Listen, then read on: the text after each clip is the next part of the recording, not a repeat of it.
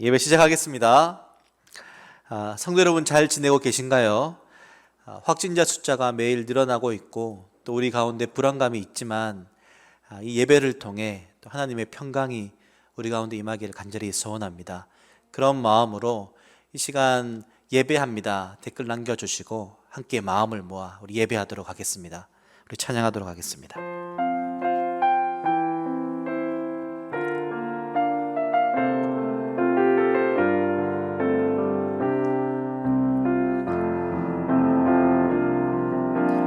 나는 하나님을 예배하는 예배자입니다.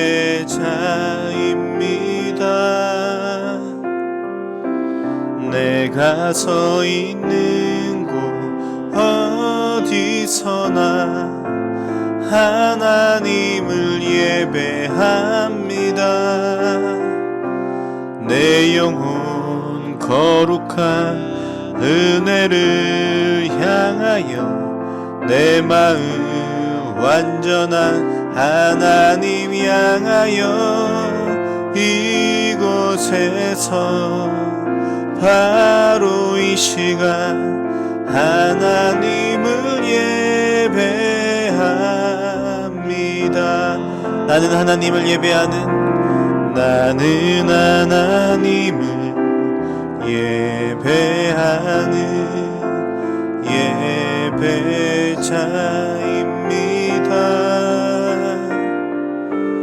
내가 서 있는 곳 어디서나 하나님을 예배합니다. 내 영혼 거룩한 은혜를 향하여 내 마음 완전한 하나님 향하여 이곳에서 바로 이 시간 하나님을 예배하미 이곳에서 바로 이 시간 하나님을 예배합니다. 아멘. 이 시간 감사의 시간인데요. 매일 또 정오의 기도가 올라오는 그 기도를 보며 함께 기도할 수 있어서 너무 감사하고, 또한 지난 몇 주간 동안 선교사님들의 그 영상들을 보며 또 선교사님들을 위해 기도할 수 있어서 너무 감사합니다. 여러분, 한 주간 동안 여러분의 삶에 어떠한 감사가 있으셨나요? 이 시간 여러분 가운데 있었던 감사를 가족들과 함께 나누어 보시고, 그리고 또한 홀로 이 예배를 드리시는 분들은 하나님께 진정으로 감사의 고백을 드릴 수 있는 시간이 될 수 있기를 간절히 바랍니다. 그렇게 함께 이 시간 고백을 올려보도록 하겠습니다. 아버지 감사합니다. 주님 너무나 감사합니다. 주님.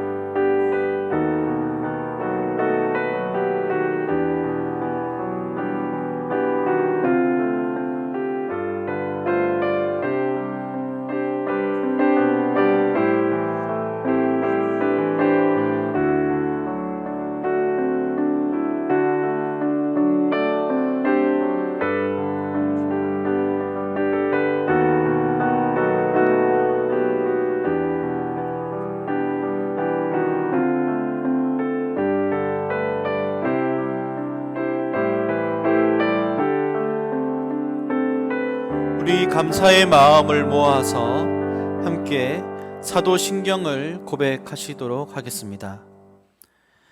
나는 전능하신 아버지 하나님, 천지의 창조주를 믿습니다. 나는 그의 유일하신 아들 우리 주 예수 그리스도를 믿습니다. 그는 성령으로 잉태되어 동정녀 마리아에게서 나시고 본디오 빌라도에게 고난을 받아 십자가에 못 박혀 죽으시고 장사된 지 사흘 만에 죽은 자 가운데서 다시 살아나셨으며 하늘에 오르시어 전능하신 아버지 하나님 우편에 앉아 계시다가 거기로부터 살아있는 자와 죽은 자를 심판하러 오십니다. 나는 성령을 믿으며 거룩한 공교회와 성도의 교제와 죄를 용서받는 것과 몸의 부활과 영생을 믿습니다. 아멘.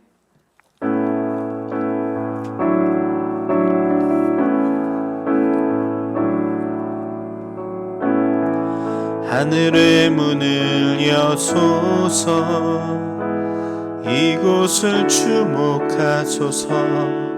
주를 향한 노래가 꺼지지 않으니 하늘을 열고 보소서. 이곳에 임재하소서. 주님을 기다립니다. 기도의 향기가 하늘에 닿으니 주여 임재하여 주소서. 이곳에 오셔서 이곳에 앉으소서.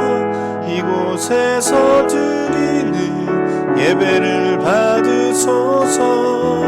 주님의 이름만이, 오직 주의 이름만 이곳에 있습니다. 하늘의 문을 여소서. 하늘의 문을 여소서. 이곳을 주목하소서. 주를 향한 노래가 꺼지지 않으니 하늘을 열고 보소서.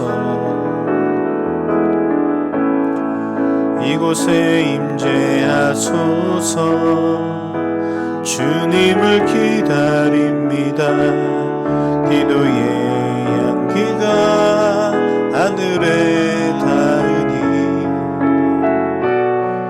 주여 임재하여 주소서. 이곳에 오셔서 이곳에 앉으소서. 이곳에서 드리는 예배를 받으소서. 주님의 이름만이, 오직 주의 이름만 이곳에 오셔서 이곳에 앉으소서. 이곳에서 드리는 예배를 받으소서. 주님의 이름만이, 오직 주의 이름만 이곳에 있습니다. 아멘. 우리 지난주에도 함께 찬양 드렸었는데요, 우리가 항상 찬양함의 기쁨, 또 감사함과 평안함이 있기를 간절히 바라는 마음으로 우리 낮은 자의 하나님, 우리 한번 찬양하도록 하겠습니다. 우리 각 가정에서는 박수 치면서 우리 함께 찬양하도록 하겠습니다.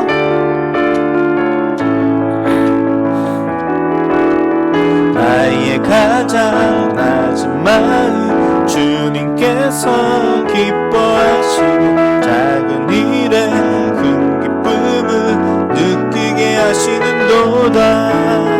내가 지쳐 무력할 때 주님 내게 힘이 되시고 아름다운 하늘나라 내 맘에 주시는도다.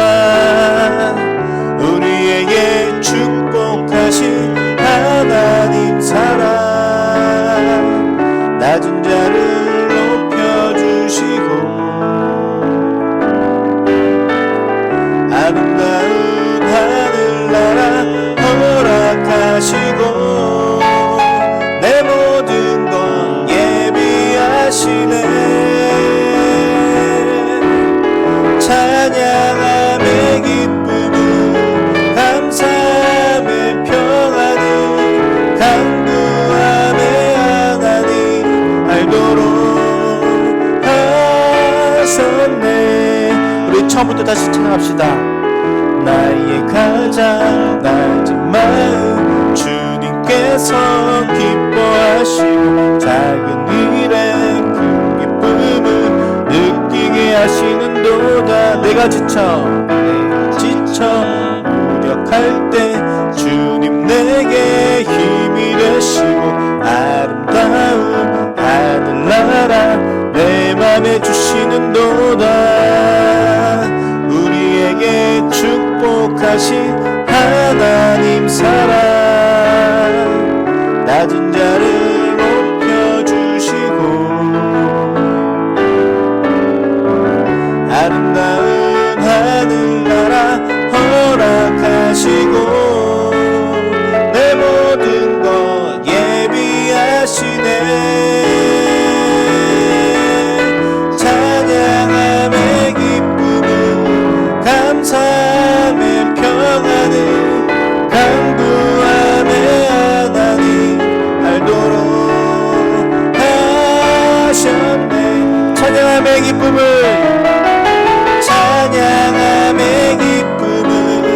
감사함의 평안을 강구함의 하나님 알도록 우리 한 번 더 고백합시다. 찬양함의 기쁨을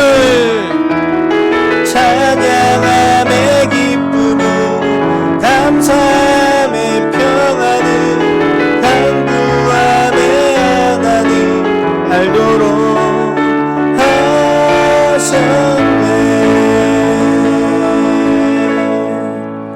아멘. 우리 삶 가운데 우리 삶의 주인 되신 그 주님을 생각하면서 우리 한번 이 찬양 드렸으면 좋겠습니다. 내가 주인 삼은 모든 건 내려놓고 내 주 되신 주 앞에 나가 내가 사랑했던 모든 건 내려놓고 주님만 사랑해.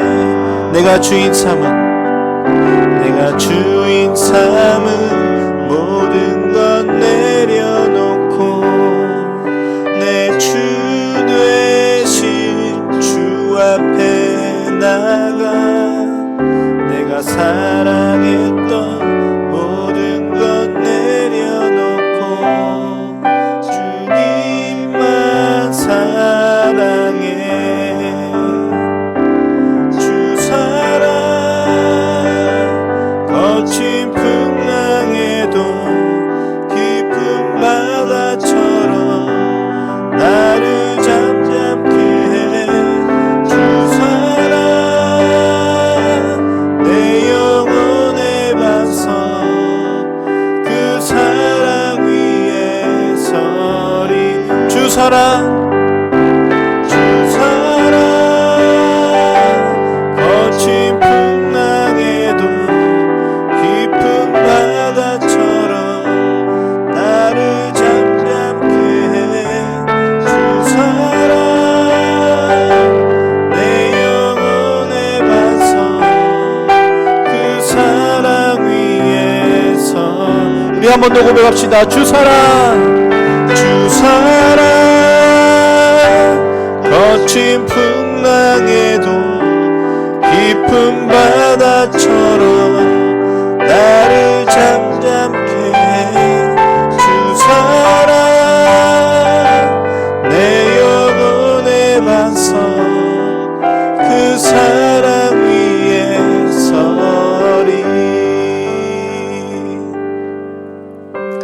우리 한번 이 시간에 함께 좀 기도했으면 좋겠습니다. 코로나가 더 많이 또 확진자들이 나오고 있고 우리 가운데 그것으로 인한 염려와 불안들이 더 많아지고 있습니다. 더 많이 확산되지 않을까, 더 큰 어려움들이 있지 않을까. 하지만 이때에 우리가 더 잠잠히 하나님을 바라보며 또 이 시간 또한 이것을 놓고 또 열심히 또한 치료제를 또한 백신들을 개발하며 또한 배포하려고 하는 많은 이들에게 또한 지혜와 마음들을 더해달라고, 또한 이것으로 인해 고통당하고 있는 많은 이들에게 하나님의 위로와 하나님의 은혜가 임해달라고, 그리고 예배하는 모든 교회마다 하나님 앞에 온전히 마음을 모아 진실되게 예배할 수 있게 하여 주시고, 우리의 중심을 보시는 하나님 앞에 엎드리며 나가는 시간 될 수 있게 해달라고, 우리 어머니 시간에 우리 마음을 모아서 함께 좀 기도했으면 좋겠습니다. 기도하겠습니다. 하나님, 이 시간 간구하며 기도합니다. 하나님, 매일 아침 확진자들이 더 늘지는 않았을까? 또한 그것이 우리 주위로 또 일어나진 않았을까? 염려와 불안들이 우리 가운데 있습니다. 하지만 주님, 이 염려와 불안 속에서도 신실하신, 또한 우리의 삶들을 이끌어 가시는 그 주님을 바라보며 나갈 수 있는 시간들이 될 수 있게 하여 주십시오. 또한 치료제 그리고 백신들이 개발되어졌고 또 개발되어지고 있습니다. 또한 이것이 유통되어지고 또 더 많은 이들에게 이 도움의 손길들이 갈 때에 하나님 함께하여 주시고, 또한 전 세계, 또한 이 코로나로 인해 불안과 염려와 슬픔과 고통 가운데 있는 이들을 불쌍히 여겨주시고 선하게 인도하여 주시옵소서. 하나님, 또한 이 시간 주일 이 아침 하나님 옆에 간절히 예배하며 나아갈 때에 하나님 함께하여 주시고 마음을 다해 예배하며 나갈 수 있는 시간들이 되게 하여 주십시오. 각 교회들이 거리를 두고 자리를 앉아 예배할 때에 하나님 우리의 모습들을 보시고 진실되게 주님 앞에 기도하며 나가는 그런 시간들이 될 수 있도록 인도하여 주시옵소서. 주님,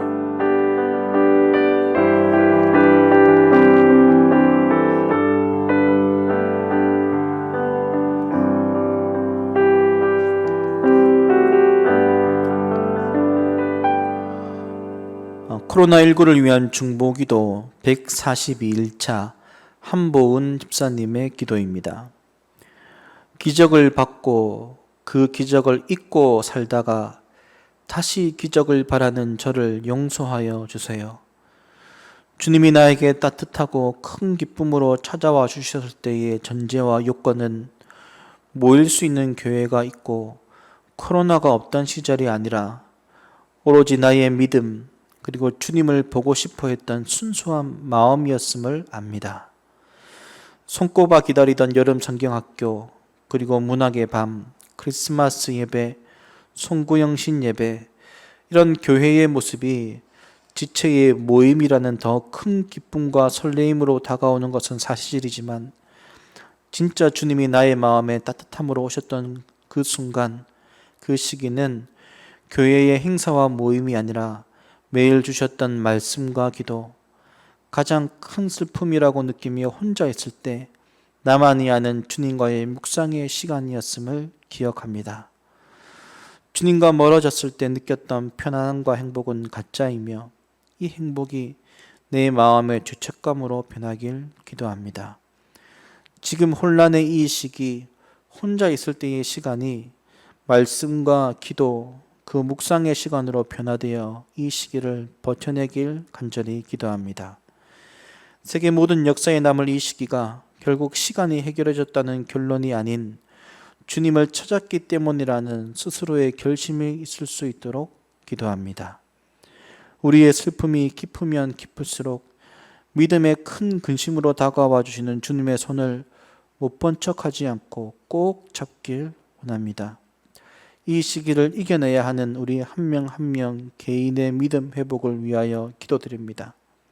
나 자신에 대한 믿음의 회복이 우리 모두가 되길 간절히 소망합니다.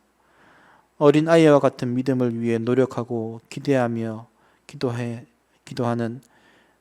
기도하며 감사를 드리며 예수님의 이름으로 기도합니다. 아멘.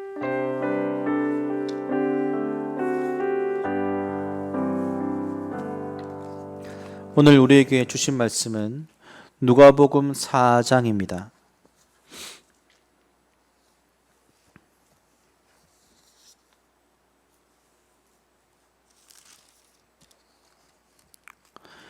누가복음 4장 1절부터 13절까지 제가 가진 신약 성경은 93페이지입니다.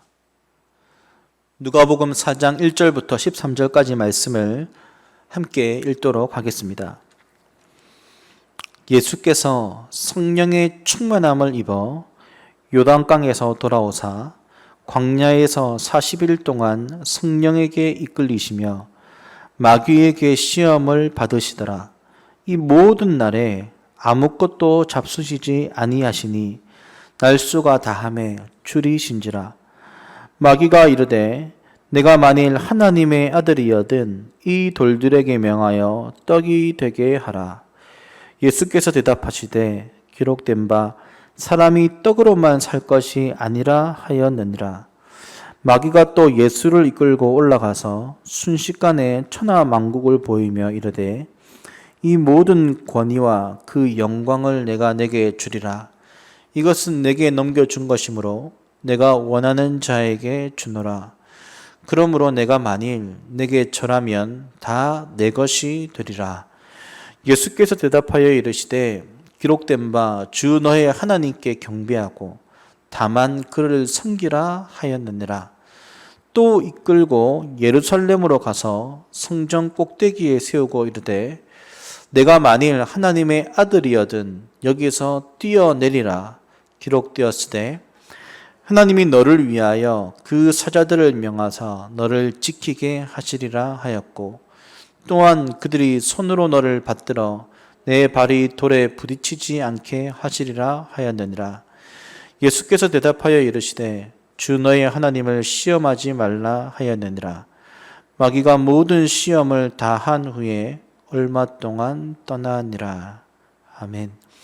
이 시간 예수 시대 7번째 말씀, 광야의 시험이라는 제목으로 목사님 말씀 증거해 주시겠습니다.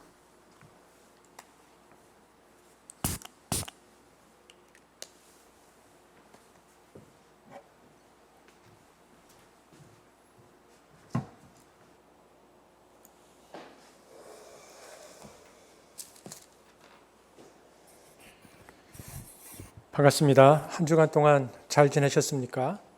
우리 김태형 목사님 말씀하셨던 것처럼 또 날씨가 많이 추워지고 또 거기에 확진자가 많이 나오고 있는 단주간인데 여러분 건강에 유의하시고 또 무엇보다 이 코로나가 많은 사람들에게 좀 어려움을 주고 있는데 이 시간들이 잘 지나갈 수 있도록 또 우리가 한 마음으로 같이 기도하면 좋겠다라는 생각이 듭니다. 그런 의미에서 정오의 기도로 함께 또 기도해주고 계시는 또 우리의 기도가 또 하나님께 쓰임 받을 것이라 이렇게 믿습니다. 우리 기도하고 또 말씀을 보겠습니다. 사랑의 주님 감사합니다. 오늘도 저희들이 주의 말씀 앞에 섰습니다. 예수 시대라는 말씀으로 우리가 말씀을 보고 있는데 이 말씀이 2000년 전에 어느 시대에 일어났었던 말씀들이 아니라 오늘 우리에게도 또 우리가 같은 시대를 살아가고 있다는 것을 기억해 하시고 같은 성령께서 이 말씀으로 우리 삶을 일깨워 주옵소서. 감사를 드리며 예수님 이름으로 기도합니다. 아멘. 지난주에는 예수님께서 세례 받으시는 우리 장면에 관해서 살펴보았고요. 오늘 본문은 예수님이 광야에서 마귀에게 시험받는 이야기입니다. 그런데 이 본문을 바라보는 관점과 해석은 두 가지입니다. 첫 번째는 구속사적 관점입니다. 그러니까 이 사건이 예수님께서 광야에서 시험받으시는 이 사건이 인류 구속사적 관점에서 어떤 의미를 가지는 사건인가라는 관점으로 바라보는 것입니다. 그래서 누가복음 4장 1절을 그 관점으로 한번 먼저 살펴보겠습니다. 4장 1절 함께 읽겠습니다. 시작. 예수께서 성령의 충만함을 입어 요단강에서 돌아오사 광야에서 40일 동안 성령에게 이끌리시며 여러분 여기에 보니까 여러 단어들이 보입니다. 어떤 단어들이 여러분 눈에 띄십니까? 그냥 여러분 한번 무작위로 얘기해 보십시오. 어떤 단어들이 있죠? 성령, 또 어떤 게 있습니까? 요단강, 그죠? 요단강이고 또 뭐가 있죠? 광야, 또 뭐가 있습니까? 40일, 그렇죠? 이 네 가지 단어, 그죠? 이 네 가지 단어가 보이죠. 자, 그러면 예수께서 광야에서 40일 동안 성령에게 이끌리셨다. 여러분, 이것은 무엇을 연상시킵니까?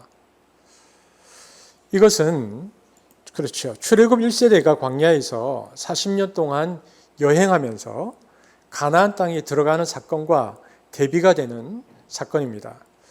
여러분, 이집트에서 나온 출애굽 1세대는 홍해 앞에 섭니다. 그리고 그들은 홍해에서 물이 갈라지는 체험을 했는데 그 사건을 사도 바울은 성례전적, 그러니까 성례와 연관해서 해석해서요. 이스라엘 백성들이 출애굽해서 홍해를 지나는 사건은 모세에게 속하여 세례를 받은 것이다라고 해석했습니다. 우리 한번 같이 읽어볼까요? 고린도전서 10장 1, 2절입니다. 시작.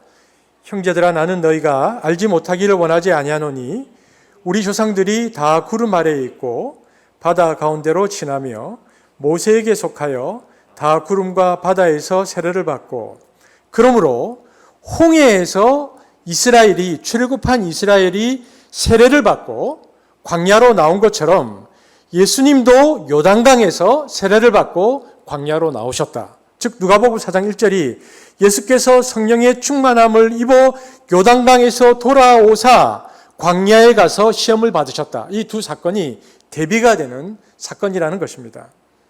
그리고요, 여기서 강조되는 것은 우리가 조금 전에 살펴보았던 또 하나의 단어인데요. 40일입니다. 여러분, 40일은 상징적인 숫자입니다. 이스라엘 역사에 있어서 40일이라는 것은 매우 중요한 구원의 역사적 의미가 있는 숫자입니다. 그렇다면 40일이라는 것은 어떤 이스라엘의 역사와 연관이 있습니까? 여러분, 어떤 것과 연관이 있는 것이죠? 40일이라는 것은 여러분 어떤 사건이 머릿속에 떠오르십니까? 여러분, 이집트에서 나온 이스라엘 백성이 이제 홍해를 건너서 세례를 받고요. 광야에 서죠. 광야에서 어떤 일이 일어났습니까? 두 돌판과 함께 하나님 나라의 헌법을 시내산에서 받습니다. 그랬는데 그랬음에도 불구하고 이스라엘 백성은 곧바로 가나안 땅으로 들어가지 못하고 광야에서 40년 동안 유랑하다가 나라를 세우지 못하고 광야에서 죽습니다. 여러분, 그러면 왜 그들이 죽었을까요? 그들이 왜 가나안으로 들어가지 못하고 광야에서 죽었을까요? 그것이 바로 가데스 바네아 사건 때문입니다. 여러분, 가나안에 들어가기 초입에 가데스 바네아라는 곳이 있는데 거기에 이르러서 12정탐꾼을 들여보냅니다. 그런데 10명이 돌아와서 12명 중에 10명이 돌아와서 부정적인 메시지를 전하죠. 이곳은 우리가 정탐한 이 땅은 젖과 꿀이 흐르는 땅이 맞지만 거인족이 살고 있다. 산성이 거대하고 장대한 사람들이 있다. 우리가 거기에 들어가면 저들의 손에 다 죽을 것이다. 여호수아와 갈렙만 긍정적으로 말했습니다. 그들이 큰 것은 사실이지만 하나님께서 함께 하시니까 그들은 우리의 밥이다. 여러분, 인간은 죄의 영향 때문에 긍정보다는 부정 쪽에 더 많은 영향을 받고요. 거기에 더 많이 동의가 됩니다. 우리가 뭔가를 향해서 또 혹은 뭔가를 바라볼 때 항상 나쁜 쪽의 생각이 우리 마음을 사로잡는 것과 똑같은데요. 이스라엘 백성들도 그랬던 것 같습니다. 이들의 12명의 정탐꾼을 보고를 들은 이스라엘은 어떻게 반응했는가? 홍해에서 바다가 갈라지면서 나온 체험을 한 지가 얼마 되지 않았는데도 놀랍게도 이들은 하나님의 약속에 대한 믿음을 가지기보다는 하나님의 능력과 약속에 대한 불신이 생겼습니다. 그래서 하나님이 우리를 저 땅으로 불러내어서 다 죽이려고 하는 거 아니냐. 가서 다 죽을 바에는 차라리 모세를 죽여버리고 다른 지도자를 세우고 그와 함께 이집트로 돌아가자라고 구테타 음모를 세웁니다. 그 내용이 민수기 14장 1절에서 4절입니다. 함께 읽겠습니다. 시작. 온 회중이 소리를 높여 부르짖으며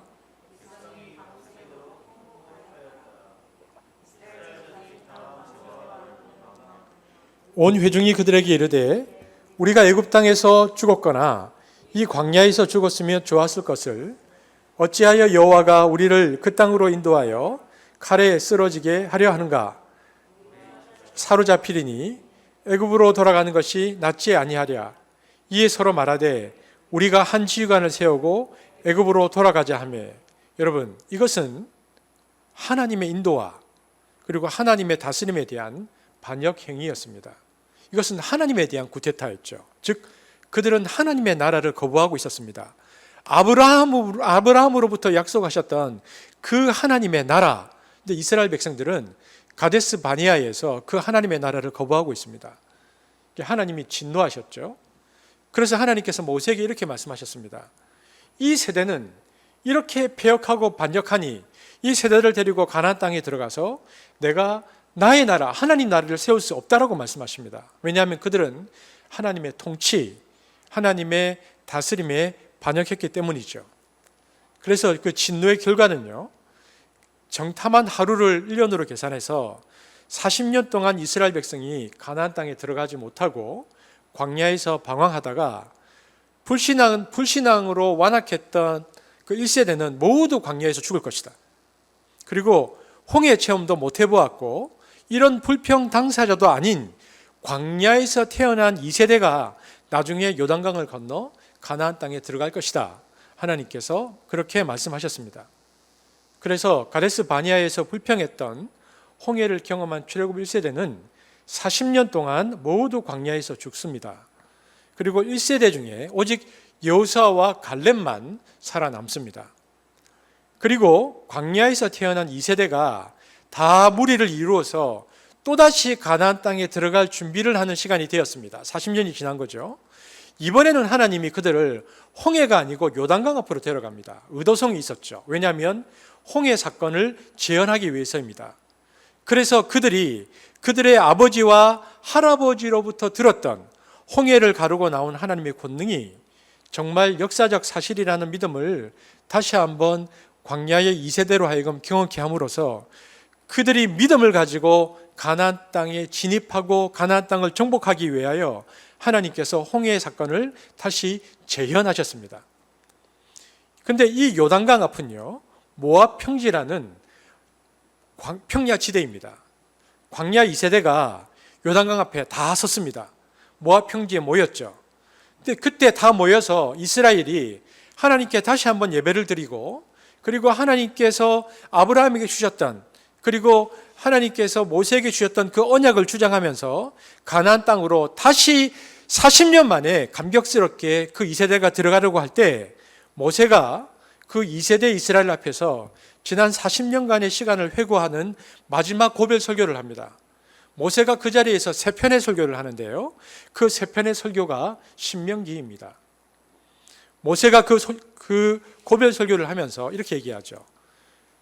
그들이 가나안 땅에 들어가면 하나님을 어떻게 섬겨야 할 것인가를 이야기합니다. 그래서 하나님께서 주신 시내산 율법을 다시 세세하게 반복해서 잘 설명한 후에 마지막에 이렇게 이야기합니다. 너희가 이제 이 땅을 건너가서 하나님 나라를 세울 것이다. 근데 거기서 끝났으면 좋은데 모세가 그 이후에 아주 불길한 예언을 하나 더 덧붙입니다. 그러나 너희는 그 땅에 들어가서 우상 숭배를 하게 될 것이고 그 땅에 들어가서 너희의 날이 길지 못할 것이다. 너희는 그 땅에 들어가서 타락할 것이고 하나님의 진노를 받아서 그 땅에서 쫓겨나서 다 죽을 것이다. 너희들은 열방의 포로로 끌려갈 것이다. 그렇게 예언합니다. 아주 불길한 예언이죠. 여러분, 저와 여러분이 출애굽 2세대라면 이 예언을 들었을 때 마음이 어땠을까요? 미래 전망이, 예언자의 인식이 매우 비관적인 전망을 모세가 합니다. 가나안 땅에 들어가기도 전에 너희가 나중에 바벨론의 포로로 끌려가고 다 죽을 것이라고 예언했습니다. 여러분, 그렇다면 모세가 왜 그렇게 말했을까요? 모세가 이렇게 이스라엘의 비극적 최후를 내다보는 근거는 뭐였을까요? 그 근거는 하나입니다. 그것은 바로 가데스 바네아의 반역 사건 때문입니다. 이것이 또 일어날 것이다 라고 말하고 있는 것입니다. 모세가 부정적인 이스라엘 역사에 대한 전망을 한 이유입니다. 신명기 31장 27절에서 29절을 함께 읽어보겠습니다. 시작. 내가 너희의 반역함과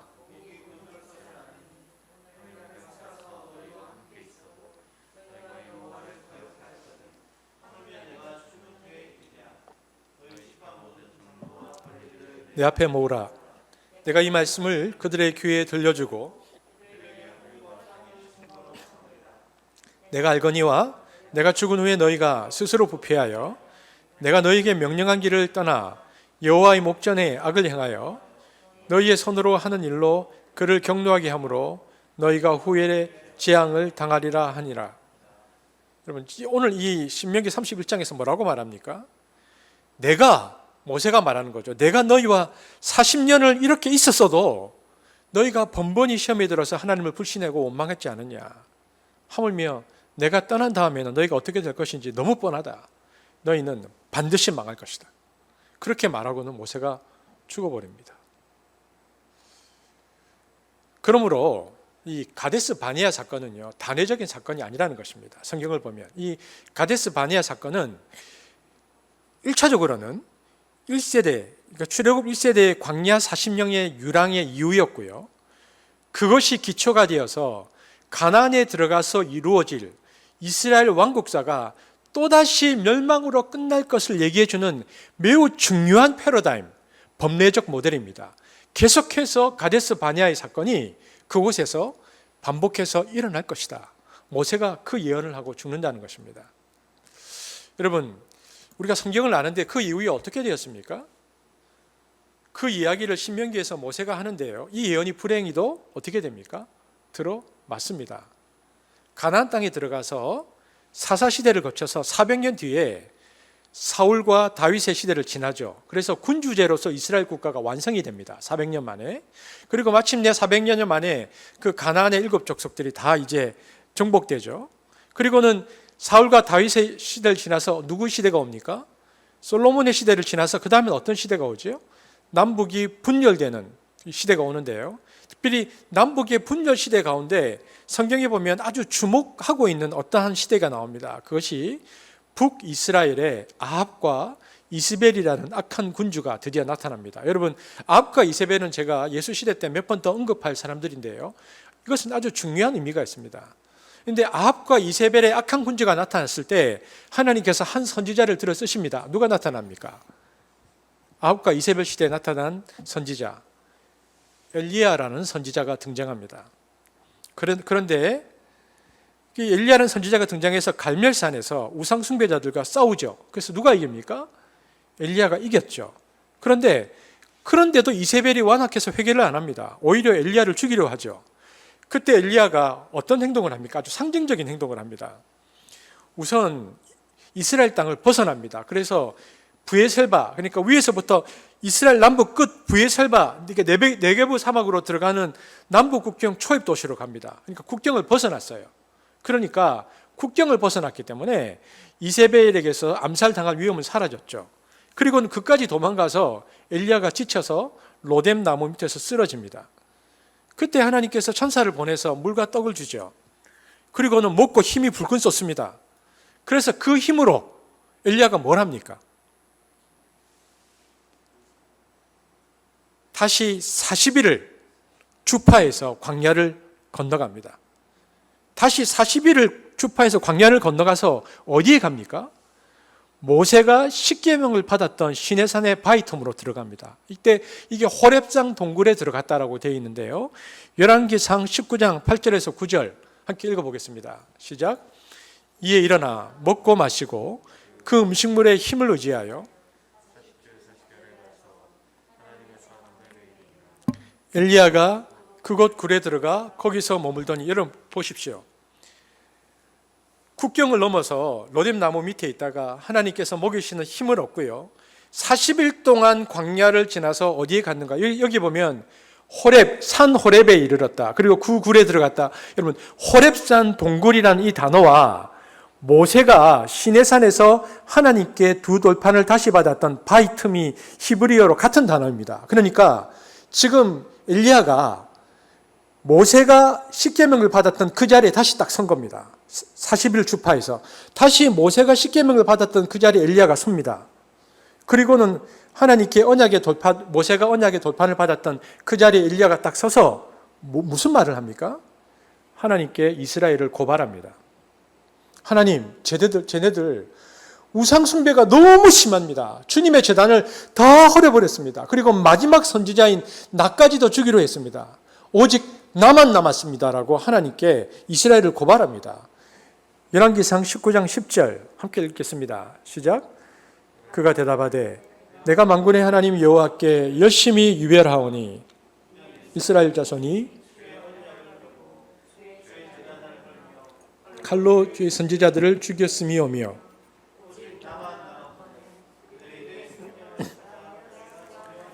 여러분, 엘리야의 역할은 무엇입니까? 그렇다면 제가 힌트를 내볼까요? 엘리야의 역할이 판사, 변호사, 검사 누굴까요? 엘리야의 역할이 검사입니다. 고발자입니다. 이스라엘을 고발하고 있습니다. 하나님.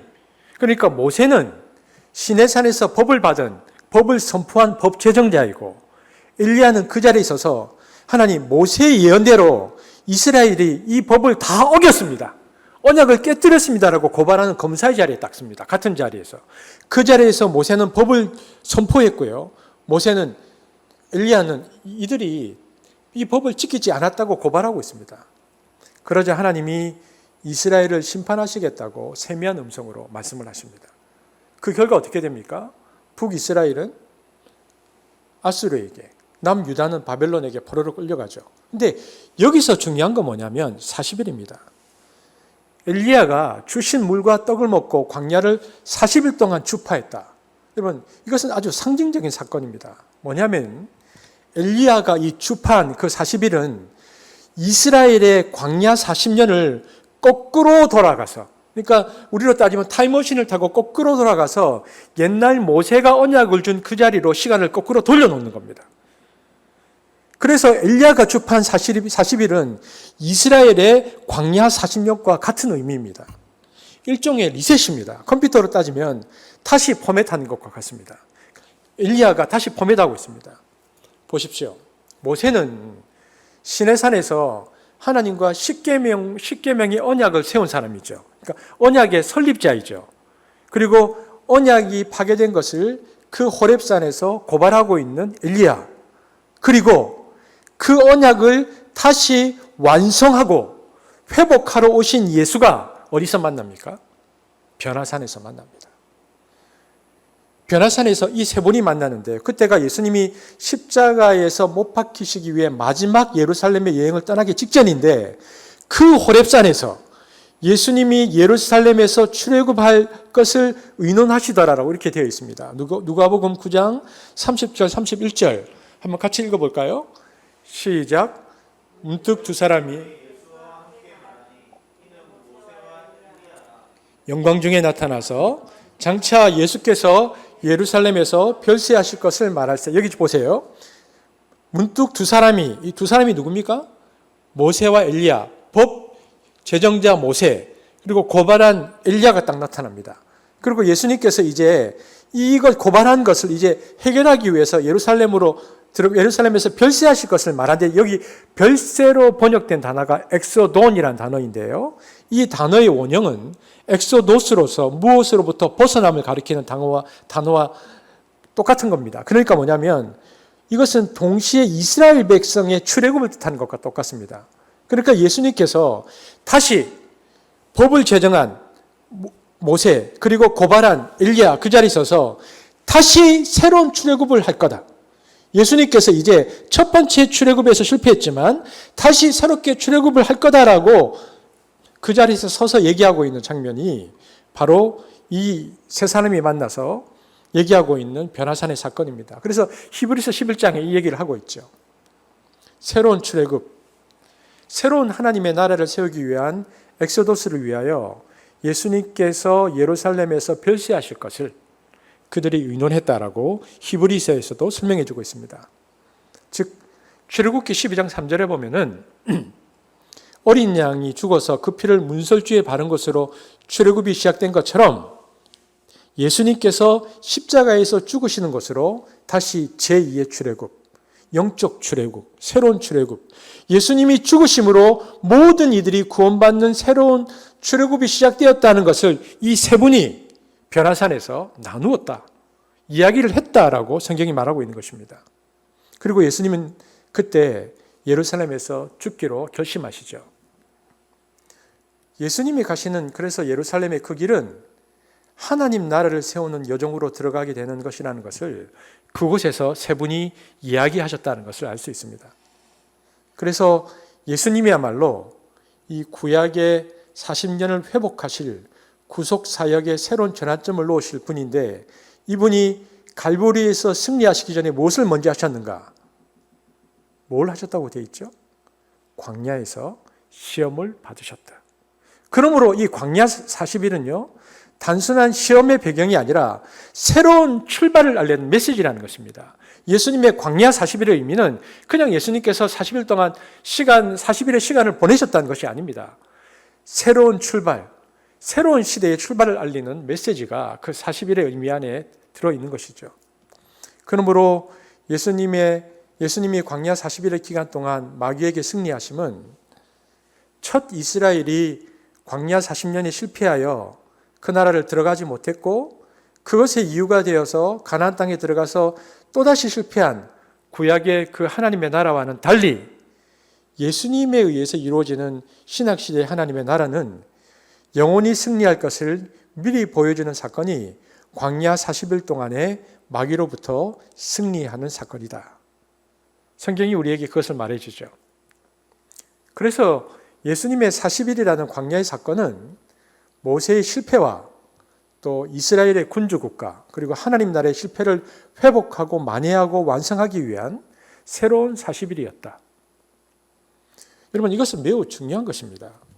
그래서 이 승리를 하고 나서 주님이 요단강을 건너서 이스라엘 땅으로 들어가서 뭐라고 얘기하셨습니까? 회개하라, 하나님 나라가 도래했다라는 장엄한 선포를 하십니다. 왜? 승리했기 때문에. 이제 예수 그리스도 안에서의 하나님의 나라는 영원한 승리, 메시아 왕국의 영원한 승리가 시작되었다라는 하나님 나라의 승리의 교두보가 이 광야 40일이었던 것입니다. 그래서 이 본문을 보면서 첫 번째는, 그래서 이것이 구속사적 관점에서 이런 의미가 있다. 첫 번째, 이 본문을 해석하는 방식입니다. 구속사적으로 보면 이런 의미가 있다는 것이죠. 광야 40일을 바라보는 두 번째 관점은 단순히 구약 이스라엘의 회복 사건을 넘어서 더 중요한 메시지가 있다고 구약 학자들이 말합니다. 이것은 파라다이스 모티브, 그러니까 낙원을 회복하는 이야기다라는 관점이죠. 아담이 마귀의 시험에 들어서 에덴 동산의 풍요로움을 지키지 못했죠. 그래서 인류가 낙원에서 쫓겨나게 되었고 인류가 비극을 겪었습니다. 그래서 뭐가 왔습니까? 죽음과 심판이 왔죠. 근데 두 번째 아담으로 오신 예수님은 두 번째 이스라엘로서 뿐만 아니라 온 인류의 조상으로서 예수님이 회복해야 될 것이 구약의 이스라엘 공동체뿐만 아니라 낙원을 회복하러 오신 분이라는 겁니다. 이런 관점에서 예수님의 40일 시험을 기록한 기자는요, 마태나 누가나 요한이 아니고 마가입니다. 마가의 관점은 매우 독특했습니다. 달랐다는 것입니다. 한번 마가의 관점으로 이 40일을 보겠습니다. 마가복음 1장 12절 13절 시작. 성령이 곧 예수를 광야로 몰아내신지라. 광야에서 40일을 계시면서 사탄에게 시험을 받으시며 들짐승과 함께 계시니 천사들과 수정들더라. 여러분, 마가복음은 예수님이 시험받은 세 가지 내용을 안 씁니다. 그건 생략. 이거는 간단하게 끝내버립니다. 그리고 뭐라고 얘기합니까? 승리하셨다. 승리의 결과가 뭡니까? 마가복음에 보면 예수님께서 광야에서 승리한 결과가 두 가지인데 뭐라고 되어 있습니까? 지금 이 본문에. 들짐승과 함께 계셨다. 두 번째는 천사의 섬김을 받았다. 여러분, 마가복음에서 나타난 들짐승과 함께 있고 천사의 수정을 받았다는 말은 시험 후의 광야는 어떤 장소가 되었다는 말입니까? 에덴 동산이 회복되었다, 이 말입니다. 에덴 동산은 인간의 타락으로 인간과 피조 세계가 완전히 붕괴된 장소죠. 그러니까 짐승과 사람은 저주 관계에 들어갔고 살육이 시작되었습니다. 그런데 에덴이 회복되면 피조 세계까지 죽음과 저주가 사라집니다. 그래서 어떻게 됩니까? 이사야서가 뭐라고 예언했죠? 사자와 송아지가 함께 뛰논다. 한번 같이 읽어볼까요? 함께 보겠습니다. 시작. 그때에 이리가 어린 양과 함께 살며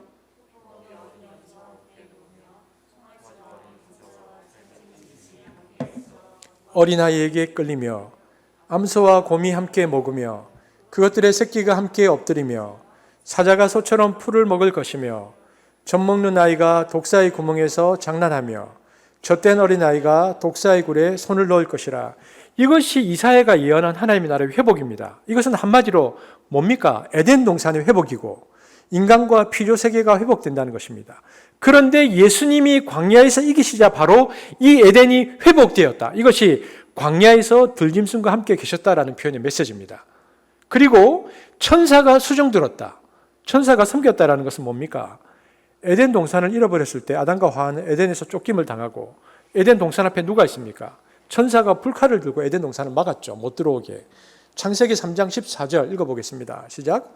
하나님이 그 사람을 쫓아내시고 에덴 동산 동쪽에 그룹들과 두루 도는 불칼을 두어 생명나무의 길을 지키게 하시니라. 그런데 예수님이 광야에서 마귀 시험을 이기자 천사가 수종들더라. 그 에덴이 열렸다는 것입니다. 천사가 오히려 섬겼다는 것입니다. 이것을 파라다이스의 회복이라는 메시지입니다. 이런 관점에서 쓴 유명한 문학이 있죠. 이게 뭡니까? 존 밀턴의 신라곤입니다. 그러니까 이것은 이 신라곤의 그 내용이 어디서부터 시작하냐면 시작이 에덴 동산으로부터 시작합니다. 신라곤은 낙원을 잊어버렸다는 것이죠. 이게 1667년에 나온 것인데요. 그런데 2부가 나옵니다. 그러니까 4년 뒤죠. 1671년에 제2부작인 복낙원이 나오는데요. 복낙원이 또 뭡니까? 신라곤은 낙원을 잊어버렸다는 것이고 복낙원은 낙원을 회복했다는 것인데 낙원을 회복했다는 복낙원의 첫 글이 어디에서부터 시작되는가? 광야 40일부터 시작합니다. 이것이 존 밀턴이 마가의 관점을 가지고 예수님의 40일 광야를 해석했다는 증거죠. 그래서 예수님의 광야 40일은 두 가지 관점에서 해석되어야 하는데 구속사적 관점, 그러니까 구약 이스라엘의 회복, 하나님 왕국 공동체의 회복이라는 관점과 동시에 낙원을 회복한다는 것이 예수님 40일 광야를 해석하는 바른 성경적 관점이다. 우리가 이 큰 틀을 가지고 이 본문 안으로 들어가야 된다는 것입니다. 그렇다면 예수님께서 우리 지난주에 살펴보았던 것처럼 요단강에서 세례를 받으시고 어디로 가셨다고 되어 있습니까? 오늘 본문에? 광야로 가셨다. 그래서 우리가 먼저 살펴볼 것은 광야입니다. 마태복음 4장 1절 한번 같이 읽겠습니다. 시작. 그때에 예수께서 성령에게 이끌리어 마귀에게 시험을 받으러 광야로 가사 되어 있는데요.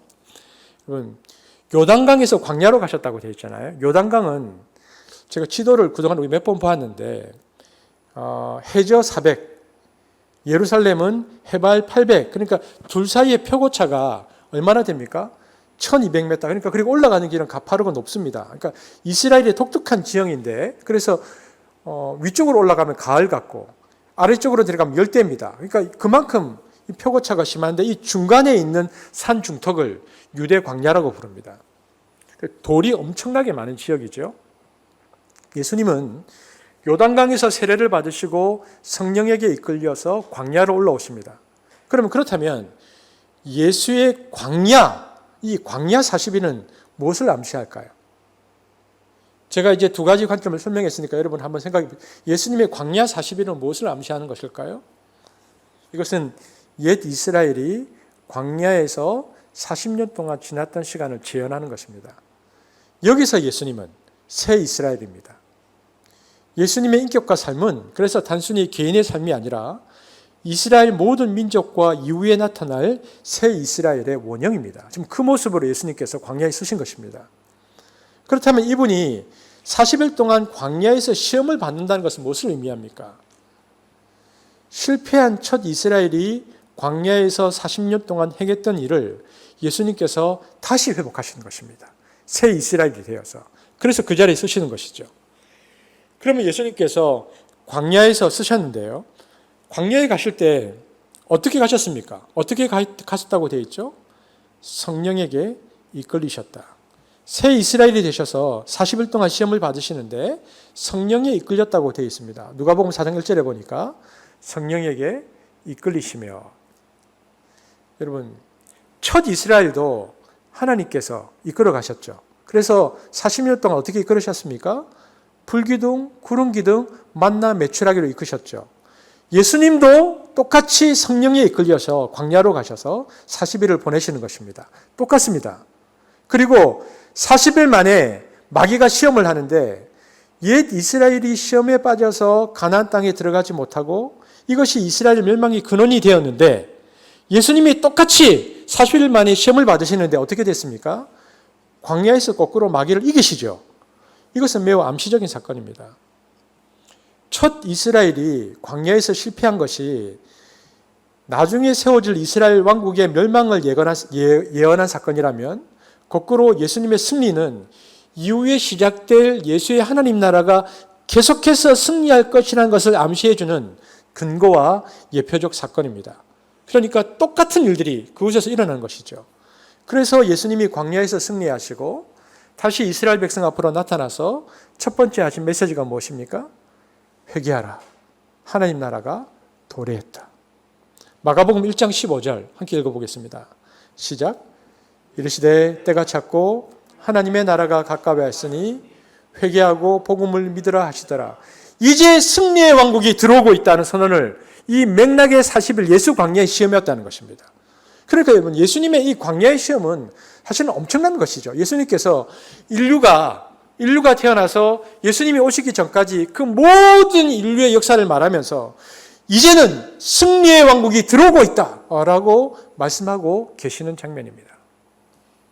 그러므로 이 사건은 하나님 나라가 들어오기 직전에 예수님이 하나님 나라를 실현하기 직전에 하나님 나라를 이 땅에 선포하기 직전에 있었던 마지막 시험이었다라는 것을 알 수 있습니다. 그러므로 이것은 그냥 예수님께서 개인적으로 시험을 받으셨다는 것이 아니고 하나님 나라의 시험이었죠. 예수님이 선포하실 하나님 나라가 이 땅에 실현되기 위한 시험이었습니다. 예수님의 이 시험은 하나님 나라를 이 땅에 들어오게 하기 위한 꼭 필요한 관문이었던 것입니다.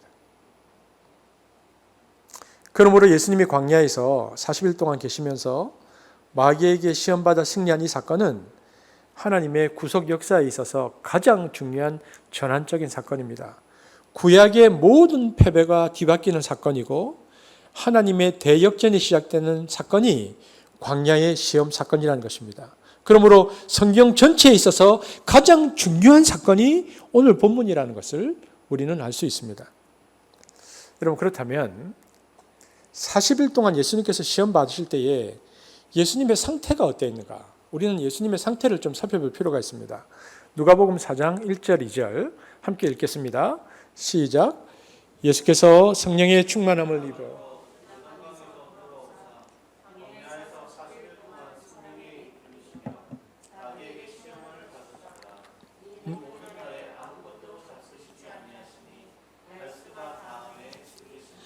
자, 여러분 여기에서 이때 예수님의 상태가 어떤 상태라고 되어 있습니까? 오늘 본문을 보십시오. 여기서 강조되는 단어가 예수님은 어떤 상태였다? 성령이 충만했다. 예수님은 성령의 충만함을 받은 상태였습니다. 예수님이 성령의 충만함을 받아서 광야로 갔잖아요. 그러면 성령의 충만함을 받으셨을 때 나타나는 첫 번째 현상은 뭡니까? 성령에게 이끌려 광야에서 시험받는다는 것입니다. 성령의 충만함을 받으면.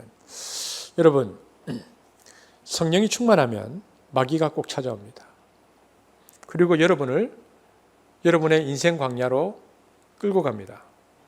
어떤 분들은 마귀 시험은 기도 안 하는 사람들에게서 온다고 하는데요. 아닙니다. 여러분, 기도를 많이 할수록 옵니다.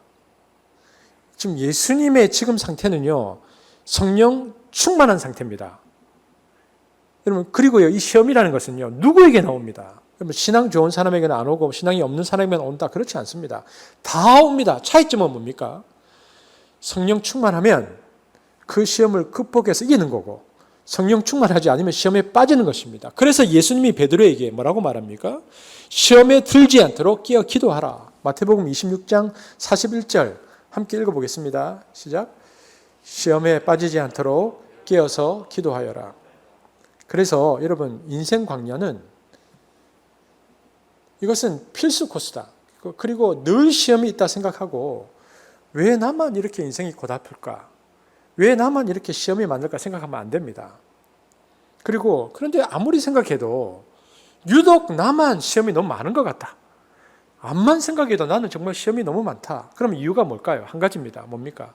내가 성령 충만하기 때문이죠. 그래서 내가 성령 충만해서 시험을 이기자 이렇게 생각해야 됩니다. 여러분, 성령이 충만할 때 나타나는 두 번째 현상은 뭡니까?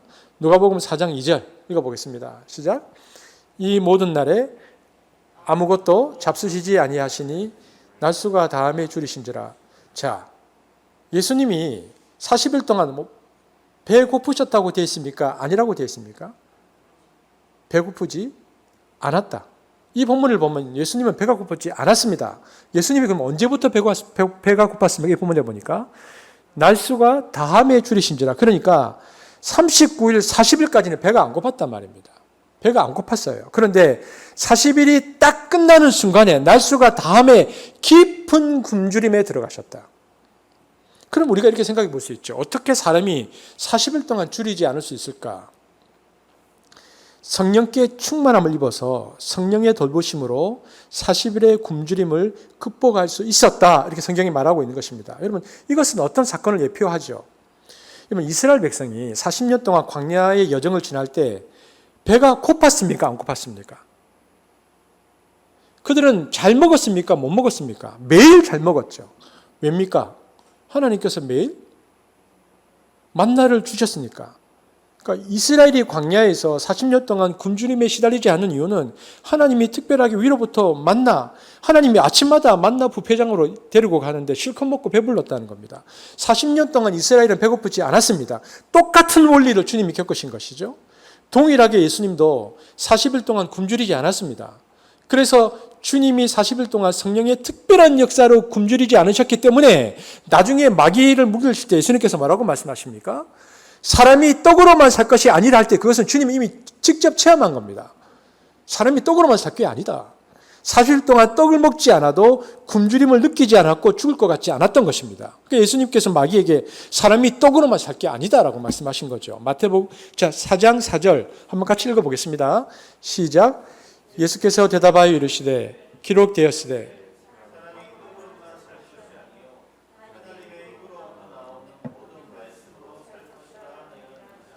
그것은 성령이 특별히 하나님의 말씀으로 예수님에게 힘을 주셔서 예수님이 40일 동안 강건할 수 있었다는 얘기입니다. 그러니까 여러분, 성령이 충만하면 무슨 얘기입니까? 인간이 가지고 있는 아주 기본적인 욕구들이 있잖아요. 그런데 성령이 충만하면 다른 세상의 욕망, 육체의 욕망, 세속의 욕망에 대해서 견딜 수 있는 힘이 주어진단 말입니다. 욕망에 급급하지 않게 됩니다. 이것이 성령 충만의 결과입니다. 예수님은 굶주림에 시달리지 않았습니다. 40일 동안. 그러므로 성령 충만의 결과는 무엇입니까? 육신의 욕망에 시달리지 않고 극복하고 통제할 수 있는 힘을 얻게 된다는 것이죠. 육신의 욕망에 시달리지 않고 극복하고 통제할 수 있는 힘을 얻는 것을 성경에서는 뭐라고 말합니까? 이것을 절제라고 말합니다. 그래서 성령 충만의 결과는 절제입니다. 여러분, 우리가 흔히 생각할 때 성령 충만은 귀신 쫓고 병 고치는 것이라고 생각하는데 그거 아닙니다. 그것은 오히려 성령의 은사에 가깝습니다. 성령의 은사가 그렇게 나타날 뿐이고요. 성령의 충만은 은사와 다릅니다. 은사는 기프트죠. 열매는 프루트죠. 다릅니다. 프루트는 인격적 열매입니다. 성령의 열매는 마지막에 절제입니다. 그러니까 그래서 바울이 성령 충만을 강조할 때 성령 충만을 받으라고 하면서 사도 바울이 아주 묘한 대비법을 썼습니다. 에베소서 5장 18절 읽어보겠습니다. 시작. 술 취하지 말라. 이는 방탕한 것이니 오직 성령으로 충만함을 받으라. 여기 보십시오. 성령 충만함을 받으라는 명령형이 있고요. 또 뭡니까? 술 충만하지 말라. 부정적 명령형이 있죠. 이 둘이 대조 명령인데 술 충만의 결과, 술 취하지 말라. 술 충만의 결과는 뭡니까? 어떻게 된다? 방탕이라고 돼 있죠. 이 뭡니까? 셀프 컨트롤이 안 된다는 겁니다. 상실하는 것. 술 취하면 바로 못 걷죠. 그리고 욕망 컨트롤이 안 됩니다. 그러니까 술 취하고 난 뒤에 실수하고 범죄로 저지르고 노상방뇨도 하고, 왜냐하면 술 취함의 강조는 뭡니까? 절제하지 못합니다. 그래서 바울은 우리에게 필요한 건 뭐라고 말하냐면 성령 충만이라고 말하면서 성령 충만의 결과는 뭐냐? 갈라디아서 5장 22절 23절 한번 같이 읽어보겠습니다. 시작. 오직 성령의 열매는 자비와 양성과 충성과 온유와 절제니 이 같은 것을 금지할 법이 없느니라. 제일 뒤에 보니까 성령 충만의 결과는 절제다. 셀프 컨트롤이 된다.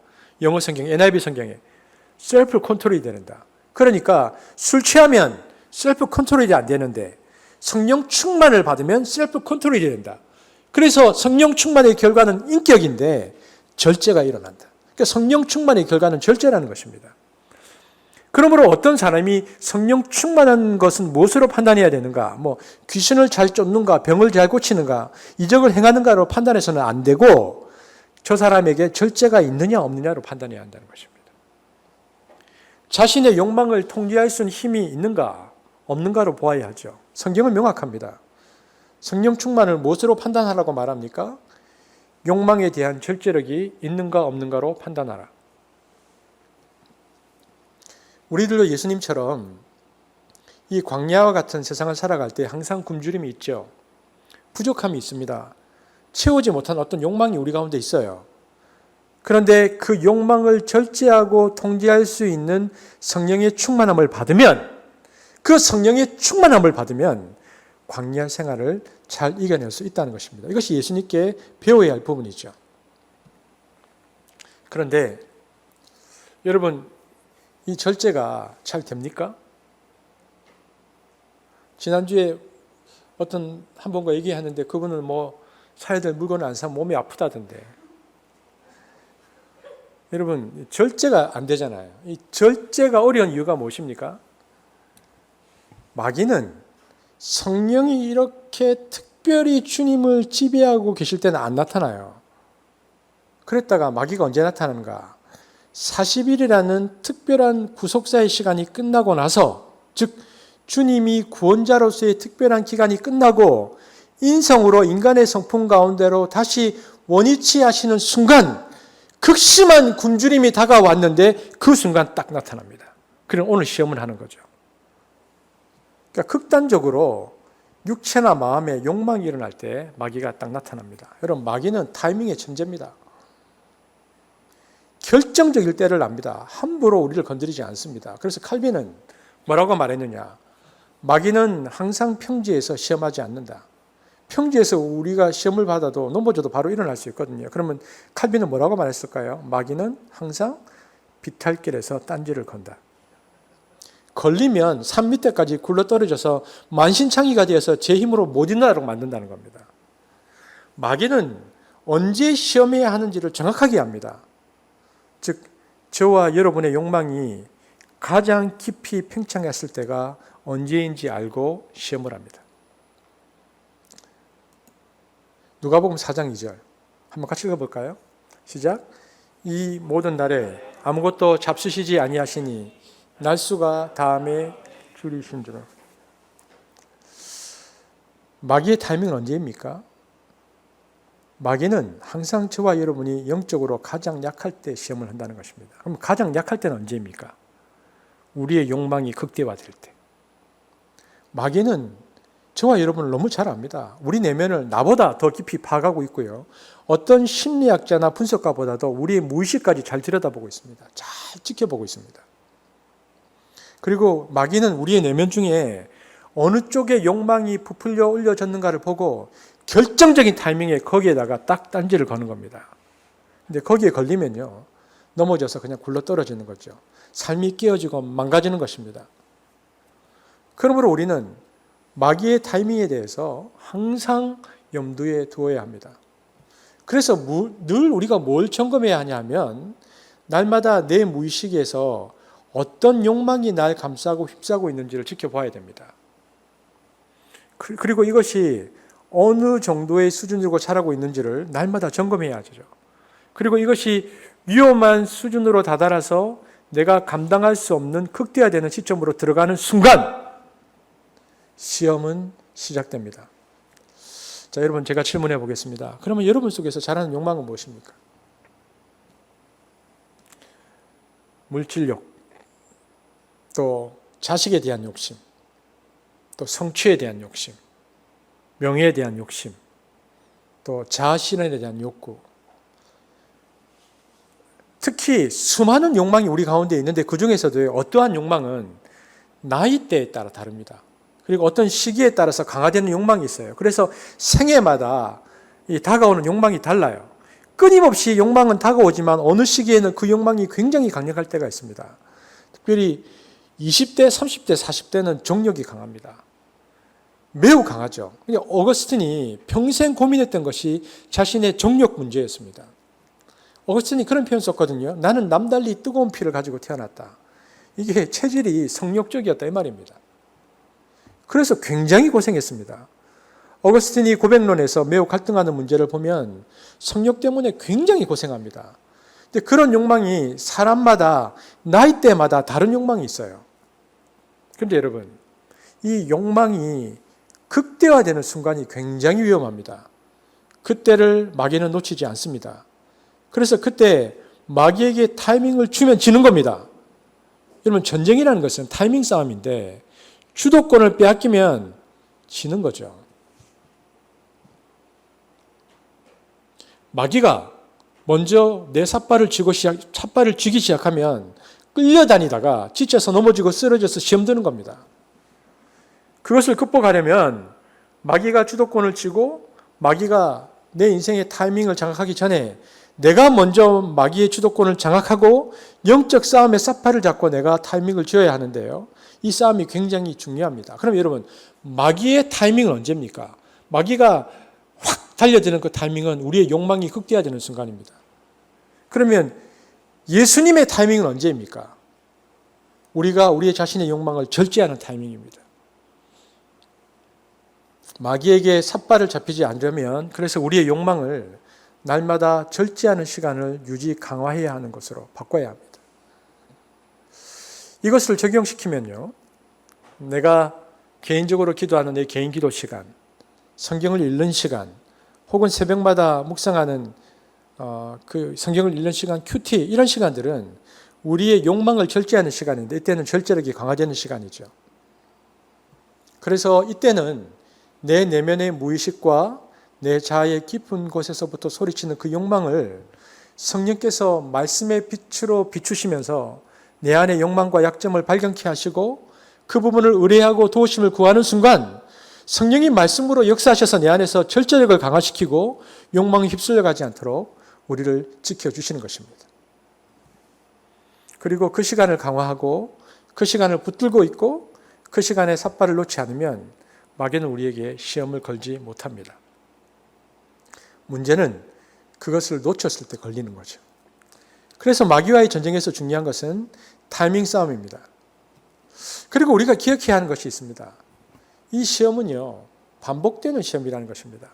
그래서 누가복음에 보면 세 가지 시험을 끝내고 마귀가 얼마 동안 잠시 예수를 떠났다라고 되어 있습니다. 누가복음 4장 13절 한번 같이 읽어보겠습니다. 시작.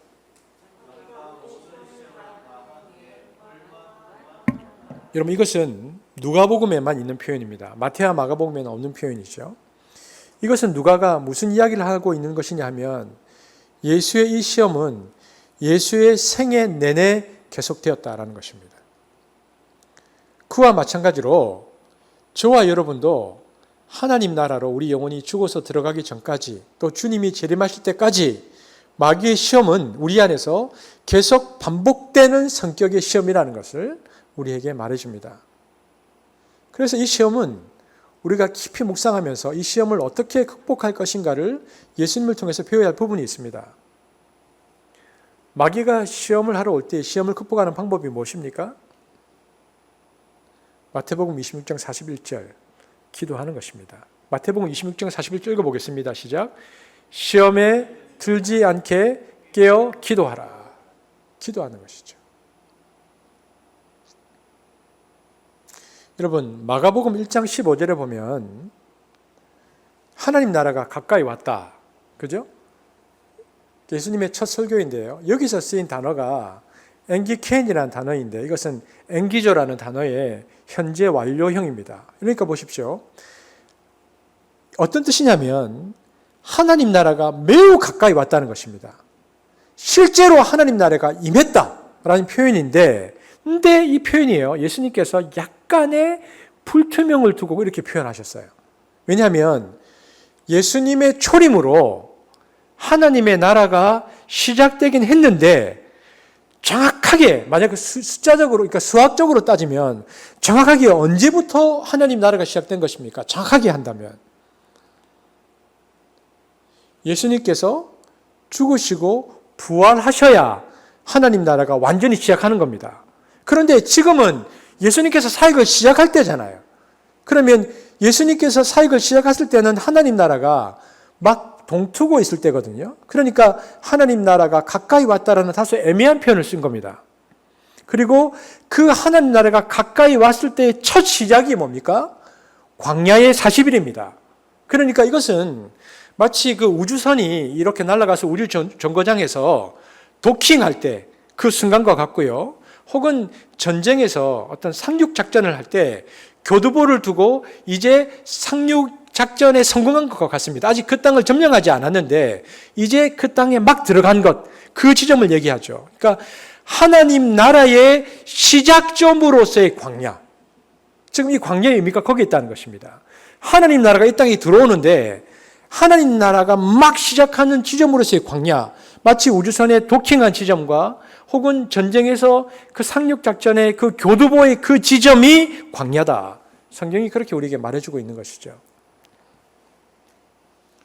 우리는 이미 임한 하나님 나라에 살아가고 있지만 그럼에도 불구하고 또 광야와 같은 인생길을 걷고 있는 사람들입니다. 여러분, 광야는 우리가 세례 요한 때도 살펴보았지만 어떤 것입니까? 모든 인간의 소리와 인간의 만든 빛이 차단된 아주 고독한 장소죠. 그래서 그곳은 고독한 장소이기 때문에 하늘에서 들려오는 소리에 귀를 기울일 수 있는 은혜의 장소이기도 하죠. 하나님을 체험할 수 있는 장소이기도 한 것입니다. 저와 여러분이 그래서 우리 인생의 광야를 통해 우리는 왜 내 인생 가운데 이렇게 힘들고 어려운 일만 일어나고 있느냐가 아니고 예수님께서 그 광야의 지점에 쓰셔서 하나님 나라의 첫 시작을 시작하셨듯이 우리도 우리의 인생의 광야를 통해서 이미 임한 하나님의 임재, 하나님 나라를 경험할 수 있다는 것입니다. 그리고 그 나라로 진입할 수 있습니다. 그러니까 우리 인생의 광야는, 우리 인생의 고통은, 우리 인생의 힘듦은 우리에게 있어서 다소 애매하고 멀리 있는 것 같은 그 하나님 나라에 진입할 수 있는 그 도입부와 같은 그 지점을 우리에게 제공해 준다는 것입니다. 이즈음 되면 우리는 왜 성령이 광야에서 사단에게 유혹받도록 예수님을 이끄셨는지를 알게 됩니다. 그것은 다름 아니라 성령은 예수가 악마에게 유혹을 받을 광야로만 인도한 것이 아니라 하나님을 체험할 수 있는 절대적 장소로도 예수님을 인도한 것입니다. 그러므로 이것은 유혹의 광야이지만 그 유혹의 중심부로 들어가면 그곳은 하나님을 만나는 지성소가 있다는 것을 알게 되어지고, 그리고 그곳에서 그 지성소를 우리가 발견하면 이미 임한 그 하나님의 나라를 우리가 경험하고 누리고 체험하고 그때부터 힘있게 그 하나님 나라를 살아갈 수 있게 된다는 것입니다. 그래서 우리를 유혹하는 이 손짓 앞에서 우리가 이 모두를 영적으로 분별할 수 있는 눈이 우리에게 필요합니다. 오늘 저와 여러분이 예수님께서 광야에서 시험 받으시는, 우리가 본문을 보았는데요, 여러 가지 의미가 있지만 특별히 이 광야의 중심부에는 하나님이 계시고 그 중심부로 들어가면 하나님의 나라가 있다. 그래서 이 힘들고 어려운 코로나 시대를 저와 여러분이 지나가고 있지만 그럼에도 불구하고 바로 이 시대가, 그리고 지금 우리의 삶이 하나님을 만나는 지성소라는 것을 기억하고 이 광야에서 임한 하나님 나라를 경험하는 축복이 저와 여러분의 있기를 주님의 이름으로 다시 한번 축복합니다. 시간 기도하겠습니다. 사랑의 주님, 감사합니다. 예수님께서 오늘 광야에서 시험 받으시는 장면을 우리가 함께 묵상하면서 이 광야의 구속사적 의미와 그리고 에덴의 회복으로서의 의미를 살펴보았습니다. 그리고 무엇보다 광야에선 우리가 경험해야 할 것은 하나님 나라라는 것을 보게 되었습니다. 예수님이 이미 광야에서 시험에서 승리하셔서 우리에게 가져다 준 그 하나님의 나라를 우리의 인생 광야에서도 경험하며 느끼며 승리하는 우리가 될 수 있도록 우리를 이끌어 주옵소서. 감사를 드리며 예수님 이름으로 기도합니다. 아멘. 우리 김태형 목사님 나오실 때까지 말씀을 개인적으로 묵상하시겠습니다.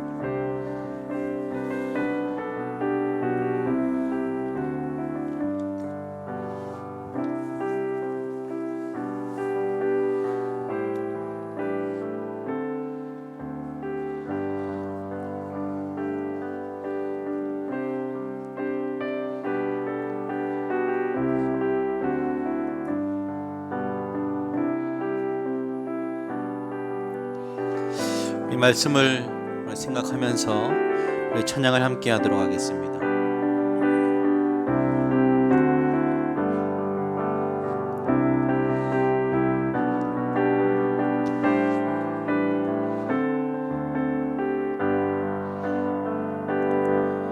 세상의 유혹 시험이 내게 몰려올 때에 나의 힘으론 그것들 모두 이길 수 없네.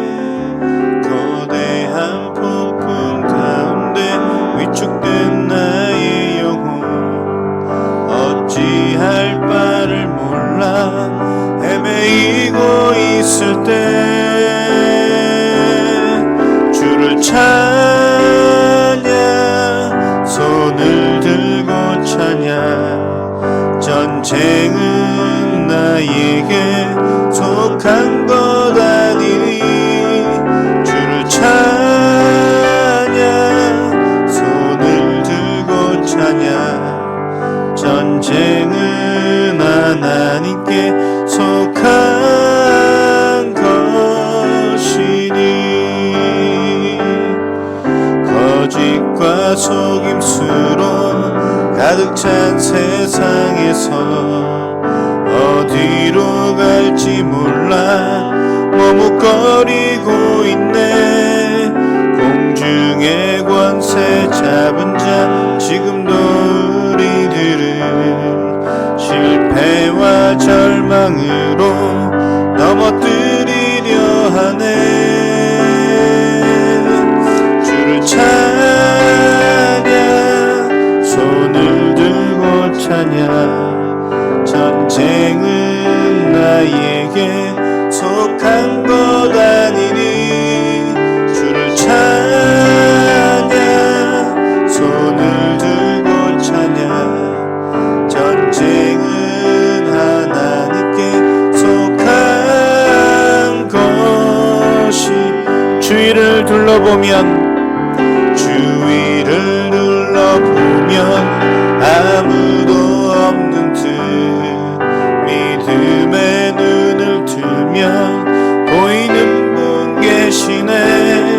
지금도 내 안에서 역사하고 계시는 사망과 어둠의 권세 물리치신 예수님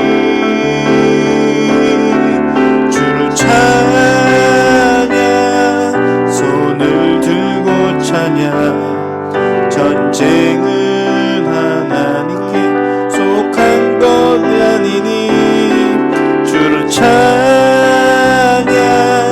손을 들고 찬양 전쟁은 하나님께 속한 것 주를 찬양 주를 찬양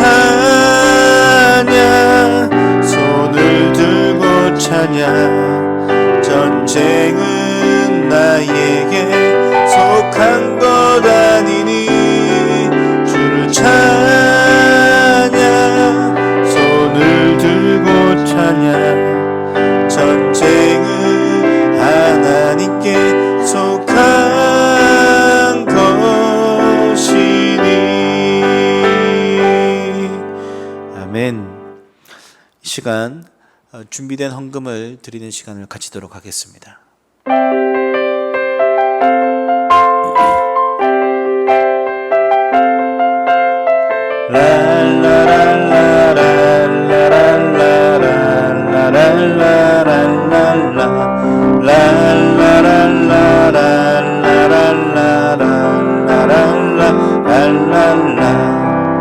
내게 있는 모든 것을 아낌없이 드리네. 세상 모든 것 다 변해도 변하지 않는 주의 사랑, 주의 크신 은혜 우리에게 주시고 저희로 날마다 찬송하게 하소서. 주께 드리네, 주께 드리네, 나의 젊음과 정성 다해서 주께 드리네, 주께 드리네, 나의 젊음과 정성 다해서 주께 드리네, 주께 드리네, 주께 드리네, 나의 젊음과 정성 다해서 주께 드리네, 주께 드리네, 나의 젊음과 정성 다해서. 아멘. 목사님 나오셔서 봉헌기도 해주시고 축도해 주심으로 예배를 마치겠습니다. 하나님 감사합니다. 오늘도 또 하나님께 예배할 수 있는 마음 주셔서 감사하고 자원하여 또 하나님께 우리의 예물을 드릴 수 있도록 해주셔서 감사합니다. 하나님, 세상이 우리의 주인이 아니라 하나님께서 우리 인생의 주인이심을 고백하는 마음으로 드린 이 손길 위에 주께서 축복하시고 세상의 삶이 어떠든 간에 하나님이 인생의 주인이심을 놓지 않고 살아가는 은혜를 허락하여 주옵소서. 개인과 가정과 직장과 사업 위에 주께서 은혜를 베푸셔서 필요한 만나와 매출하기를 주께서 채워주시며 오늘 말씀처럼 성령의 충만함으로 힘들고 어려운 시기를 산다할지라도 주와 함께 그 시간을 지날 수 있는 은혜도 허락하여 주옵소서. 또한 우리에게 어떠한 물질을 주시든 간에 하나님의 나라를 위하여 흘려보내는 하나님의 사람이 되도록 우리를 이끌어 주옵소서.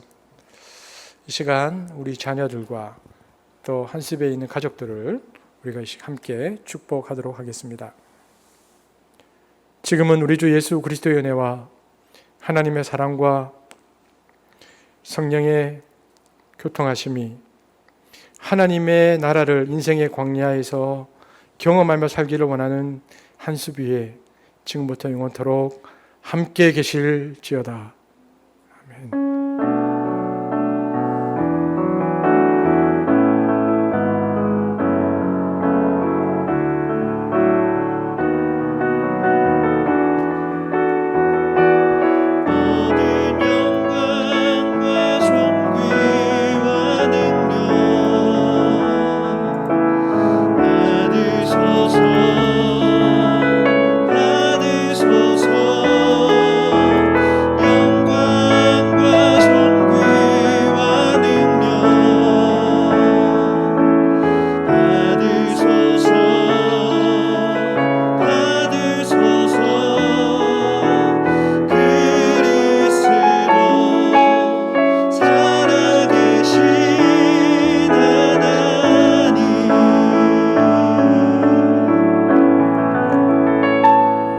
예배를 마쳤습니다. 우리 중고등부 퀴즈를 내도록 하겠습니다.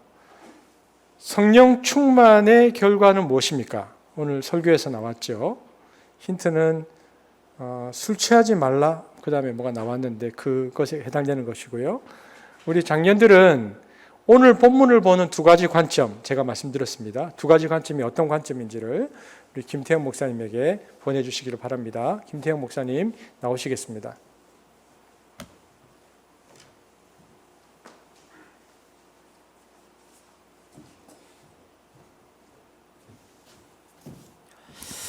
네, 이 시간에는 우리가 말씀 한 줄 말씀 쓰기 시간이죠. 지난주 이제 예배 후에 말씀 쓰신 분 중에 이신혜 집사님께서 이렇게 써주셨습니다. 뜻이 하늘에서 이루어진 것과 같이 땅에서도 이루어지기 위해서 필요한 것은 기도다. 오늘 여러분의 삶에 또 하나님이 말씀해 주셨던 그 말씀을 한 줄로 우리 한번 써볼 수 있는 시간들을 좀 가졌으면 좋겠습니다.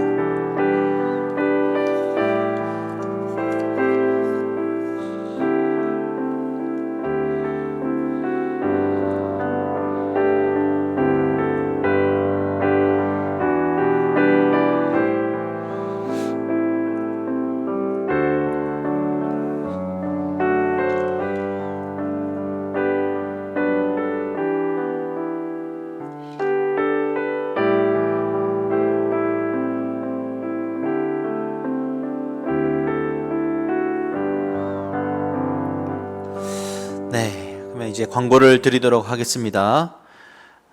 어제 광고를 드렸던 것과 같이 50일 감사일기 쓰기 저희들이 진행을 하려고 합니다. 12월 1일부터 저희가 함께 진행을 하려고 하니까요. 오늘까지 꼭 저에게 이제 메시지를 보내주시거나 신청을 해주시면 또 신청하신 분들을 함께 모아서 좀 더 구체적인 내용들은 전달을 해드리고 12월 1일부터 50일 동안 감사일기를 쓰려고 합니다. 여러분 2020년도를 감사로 마무리하고 또 2021년도를 감사로 시작하는 그런 은혜의 시간 될 수 있기 위해 여러분 꼭 많이 신청해 주시기 바랍니다. 그리고 오늘 이제 예배가 다 마치고 난 이제 광고가 끝나고 난 이후에는 선교사님 영상이 나갈 겁니다. 보시고 또 꼭 함께 기도해 주시기 바랍니다. 네, 수고하셨습니다.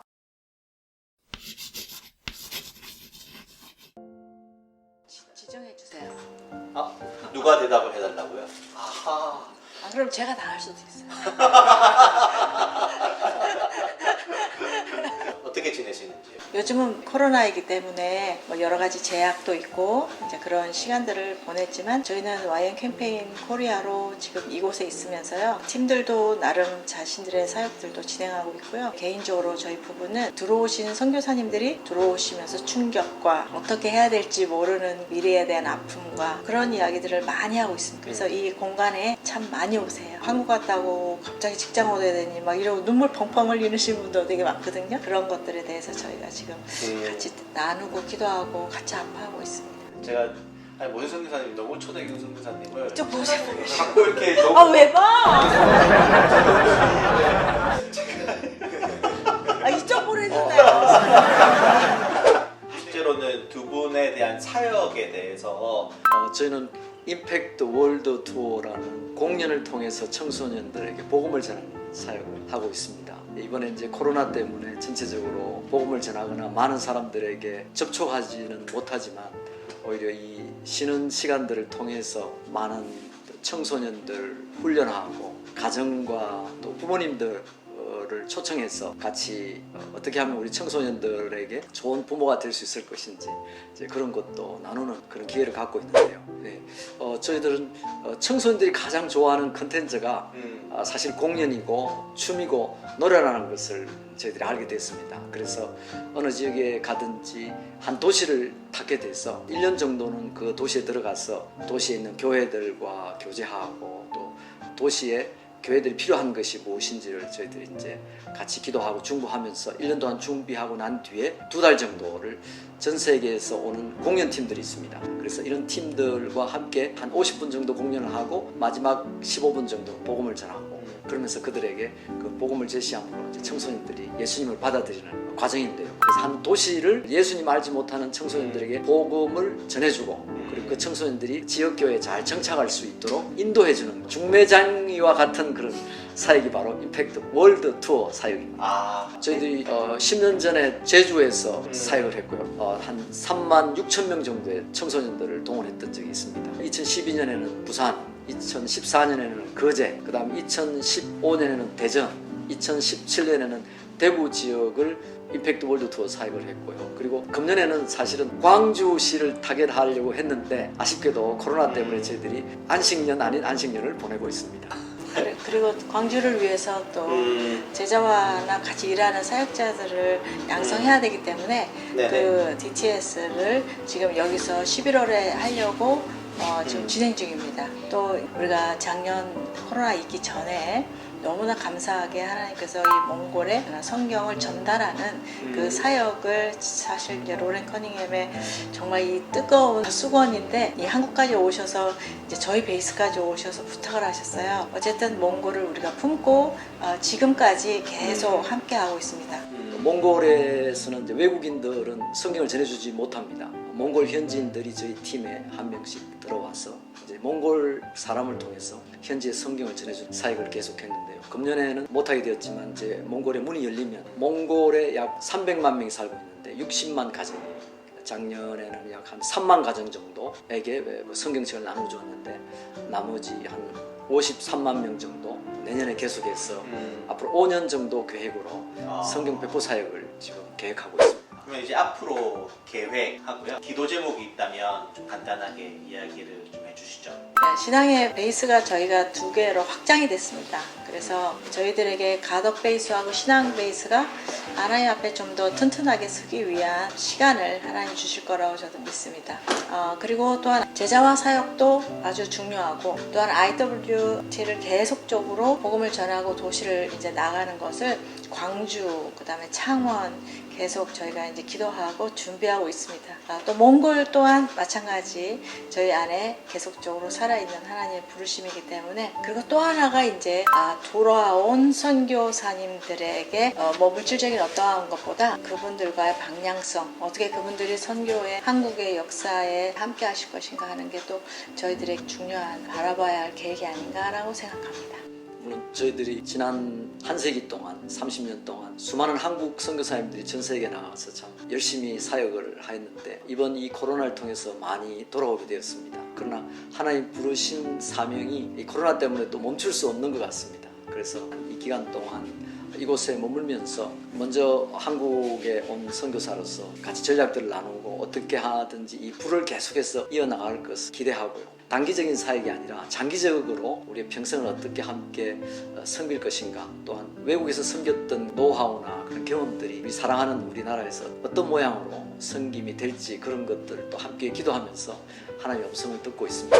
기도 제목은 선교사님들과 함께 만나서 앞으로의 방향을 인도할 때에 저희들의 어떤 생각이나 저희들이 어떤 걱정 때문에 이것이 제한되지 않고 하나님께서는 어떤 특별한 숨겨진 그런 축복들이 있을까 그것들을 발견해낼 수 있도록 많이 기도해 주시고요. 또 감사한 것은 많은 선교사님들이 이제 한국에 오시면서 머물 때가 마땅치 않았었는데 그런 머물 곳이 잘 연결되어 줄 수 있도록 기도해 주시고요. 저희들이 공동 생활을 이렇게 하고 있는데 이 공동 생활 속에서 하나님이 우리에게 주실 공동 생활의 어떤 방향이 어떤 것인지 좀 기대하는 마음으로 있게 해달라고 많이 기도해 주십시오. 또 현재 금년에는 다만 이제 훈련만 하고 중보기도만 하고 있지만 내년쯤에는 광주 청소년 집회가 아마 계획되지 않을까 기대를 하고요. 그래서 그 강주 땅에 있는 교회들이 상한 마음으로 복음 전하지 못한 그런 마음들이 열정적으로 일어나서 모든 교회들이 하나가 되어서 저희들하고